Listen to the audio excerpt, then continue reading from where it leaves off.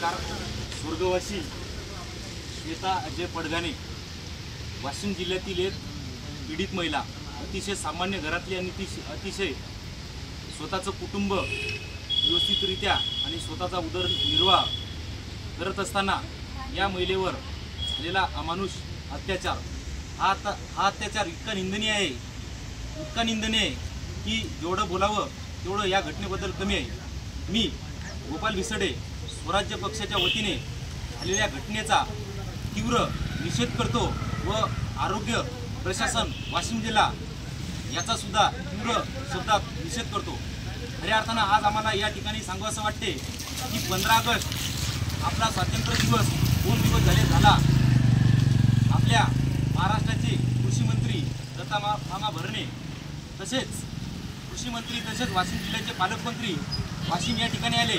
नुसतेच वाशिम या ठिकाणी आले नाही तर रिटर्न या ठिकाणी त्यांनी सामान्य रुग्णालय उपकेंद्र याचं उद्घाटन त्या ठिकाणी केलं। परंतु या ठिकाणी वाशिम कलेक्टर ऑफिस समोर हे उपोषण या ठिकाणी चालू आहे।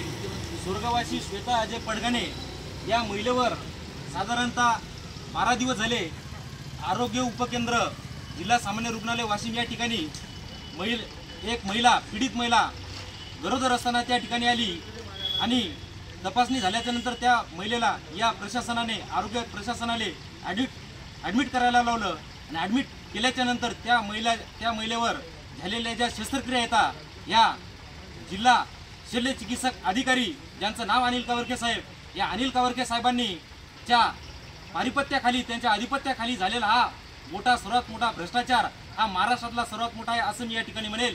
त्यांचे जे संबंधित अधिकारी आहे यांनी या महिलेवरती शस्त्रक्रिया करत असताना डिलिव्हरी झाली परंतु या महिलेचा मृत्यू त्या ठिकाणी झाला।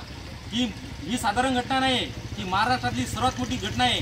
आज ही घटना झाली परंतु या आरोग्य प्रशासन या गोष्टीला जबाबदार आहे। पण आज या ठिकाणी सांगावंसं वाटते या ठिकाणी जर वरिष्ठ एखाद्या पक्षातला बीजेपीतला शिवसेनेतला किंवा एखादा चांगल्या मोठ्या पक्षातला जर एखादा नेता असता त्याची आई किंवा बहीण किंवा मावशी जर या ठिकाणी असते तर महाराष्ट्रातले सर्वच हॉस्पिटल बंद झाले असते। परंतु आज ही पडघाणे नावाची स्त्री सामान्य घरातले उद्या ही स्त्री कोणाच्या घरातली असू शकते। म्हणून मला सांगायचं आहे की जे काही बेजबाबदार जे दोषी आहेत यावर कठोरातली कठोर शिक्षा झाली पाहिजे।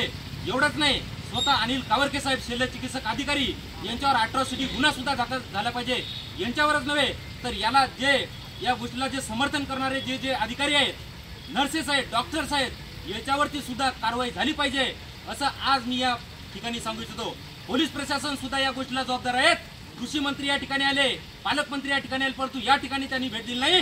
ते रिटर्नला गेले, रेबीन कापली परंतु या सामान्य गोरगरीब भातल्या स्त्रीला त्यांचं कुटुंब आज या ठिकाणी आले।